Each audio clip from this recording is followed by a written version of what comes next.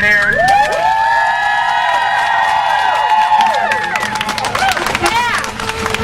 1 month ago, there was a hurricane. And we've got past that. It canceled our parade. It literally rained on our parade. But it also gave us another month to organize, to get so many amazing people like yourselves involved. There's too many to even name, too many even organizations to even name. You're going to hear from a few of those. But more than anything, when we look at some of these statistics, more than 10,000 youth in this state locked up last year. 75% of those youth are going back into the system right now within 3 years. Prisons don't work. When we're spending $130,000 plus to incarcerate one youth for 1 year versus $10,000 to educate them, society is not working. And I think what so many of us are coming together to, we're angered by these statistics. We want to change that world. And what most inspires me are what we're wearing. These t-shirts, the protest chants that you're going to hear in a moment. So many of the amazing posters and the banners that the incarcerated youth created. They're the experts that we need to listen to. Who better than the incarcerated youth themselves that should be talking to these people in the General Assembly in this coming session?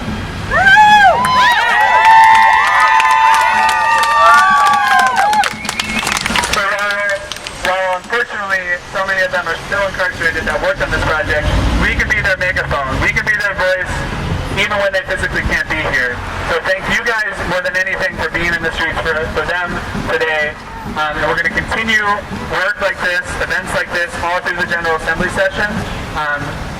And we're going to have Kate Ball from the Rise Coalition and campaign speak up next about why that work is so important. So thank you so much. Everybody give each other a round of applause. This is beautiful. I'm Kate Ball. I'm an attorney with Just Children, and we are organizing the Rise for Youth Coalition. And we're focused on rebuilding our juvenile justice systems here in Virginia. Mark mentioned it, but did you guys know that it costs I need you to hear this. It costs $150,000 a year to incarcerate a young person in Virginia. What can you get in Virginia for $150,000? You can educate a young person in our public school system all the way, K through 12. You can send a young person to UVA for 4 years. Actually, 2.5 young people to UVA for 4 years. You can buy services and supports for young people who need them in their homes and communities out the wazoo. You can find placements for kids in group homes. But what are we getting for our investment of $150,000 a year on kids in prisons? We're getting kids who are not ready to come home after their time in prison. They are receiving inadequate education services. About a quarter of them, only a quarter, are coming out of prison with a diploma or GED. They're not receiving appropriate therapy or support. And 3 out of every 4 are reconvicted of another crime within 3 years of their release. Bottom line, juvenile prisons don't work, and Virginia can do better. So I'm encouraging everyone here today, and everyone who's listening to us, and everyone who will listen to us over the coming months, to join Rise for Youth and tell the policymakers in Virginia that prisons don't work, that we need to invest in youth in their communities and in their homes instead of in juvenile prisons.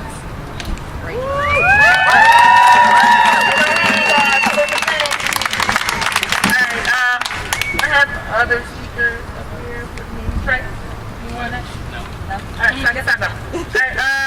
So my name is Gina Lyles. I'm a program leader at 180. I also help put this together. You probably got phone calls, emails from me. You probably see me greeting folks. And I just want to tell y'all why I came up to you and hugged you when you walked up and asked if you want a t-shirt. I came up to you and hugged you when you walked up because I'm very, very honored and very proud that the city has came together to do something for our youth as a team. This is something that we needed in place 20 years ago when I was in juvenile detention. No one was speaking for me, no one was speaking for my peers and the other kids that were incarcerated. So this is a milestone, this is a big step. You guys rock, y'all like the heroes. You have some round of applause to get right quick, please. Let me make some noise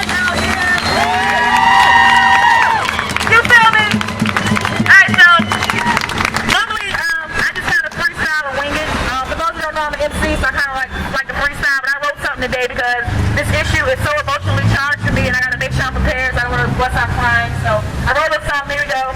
Alright, so we incarcerate our children. When you incarcerate our children, you kill their ambition, you kill their dreams and their confidence. Juvenile prisons are only preparing a child for a life behind bars. Prisons don't work. Yes, you see me here doing this work, but it's been a hard and painful road as I have suffered the same fate as many of the children we are here to speak for tonight.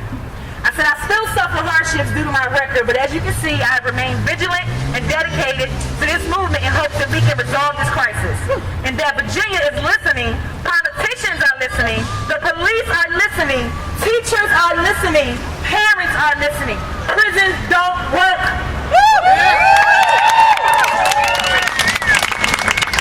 So, our most valuable asset is our children, folks. And yes, the problem is, yes, ours. The problem is we need to change our mindset of those children to our children. Spending more money on incarcerating youth instead of educating them is the problem. And we are looking real bad in Virginia right now. So we send more children to jail than any other state. What does that say about our growth? I mean, really. Our juveniles are filled with black boys. Black children are disproportionately being suspended in jail than white students. They're being suspended from school as early as preschool, reinforcing the idea that they are bad children. This is not a coincidence because we all know that the prison industrial complex is real. We have facts. We know this is a real thing. So anyway, this saddens me tremendously. The trauma a child faces being pushed through the school to prison pipeline is comparable to a slow death. You understand that? I've been through it, so I know. Many children never recover and spend their lifetime in and out of prisons. I survived where many did not survive. As we unite tonight as a community, remember that our voice is power that they don't have. Who will fight for the children if not us? This movement is the first step, but it does not stop here. Please continue to be mentors, volunteers, and youth advocates until there are results. My favorite quote, be the change you want to see. Prisons don't work! Prisons don't work! Prisons don't work! Prisons don't work! Prisons don't work! Prisons don't work! Prisons don't work! Prisons don't work! Prisons don't work!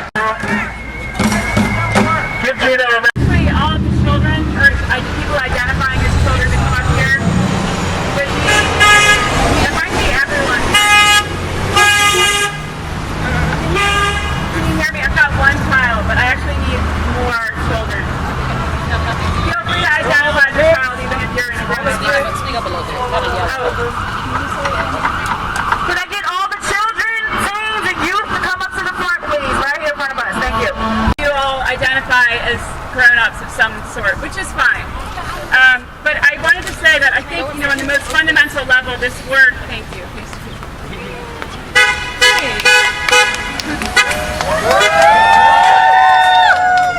On its most fundamental, this work is about listening, and thank goodness for the work that Art 180 did with the children who are incarcerated now and can't be with us, because we need to listen to them, and we can't hear them from their cells. And it's overwhelming. It's overwhelming the amount of injustice and all the things that we're angry about. You all know this. You all know the statistics, and that's why you're here, and you're angry. And at the same time, we can't do this work with anger and hate in our hearts. We just can't. And if we're to figure out what it is that our individual tasks are to do, how can we help in this overwhelming situation? We have to listen first to ourselves. And the only way that I know how to really do that is silent and quiet. And so before we go and we shout our message to the world and to the city of Richmond, which is, I think, a really hopeful one, I want to first lead us in some moments of silence. When we did this at our 180, we actually sat, and I'd invite you to have a seat if you can where you are. If you'd like to, if you want to stand. But if you'd like to sit, go ahead and sit. I'm going to sit. You guys want to sit? Let's sit.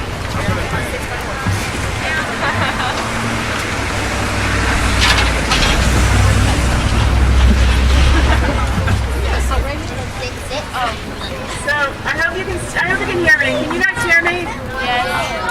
It sucks, you really have to yell. Alright, so is that better? Yeah. That's fine, talk about Okay, it. so it's a little ironic that I'm going to try to lead a silent meditation by screaming my... Hi, Cynthia! I'm just going to... So, can you hear me now? Yeah. Okay. So I invite you to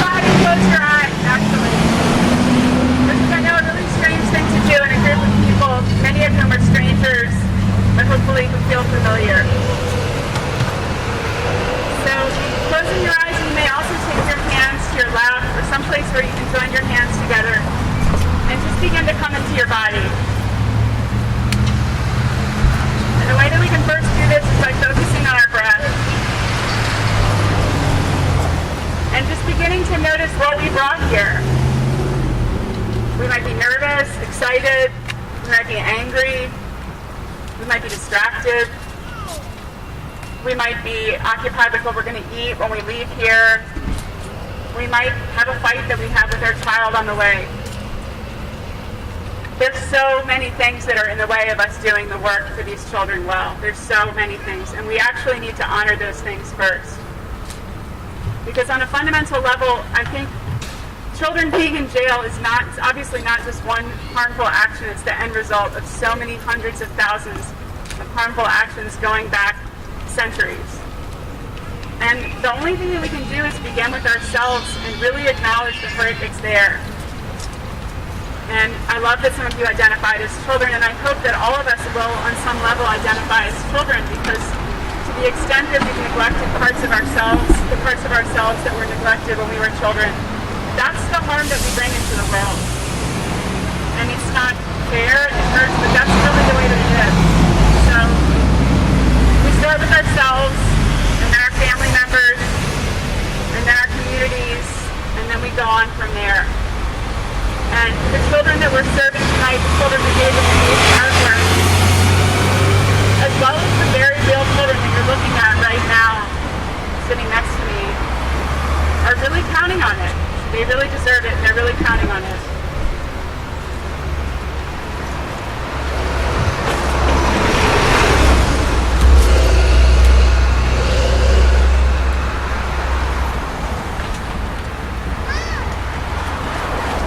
So I invite you, when you're doing this work of activism, or whether you're a police officer, or a legislator, or an educator, or a parent, I really invite you to look at yourself first, and then do the work that you're called to do. It has to be a balance between listening and action.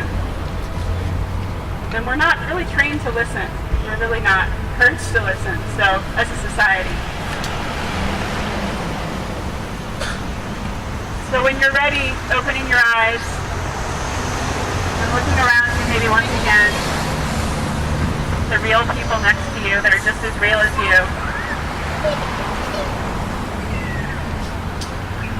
And then now let's do some good work.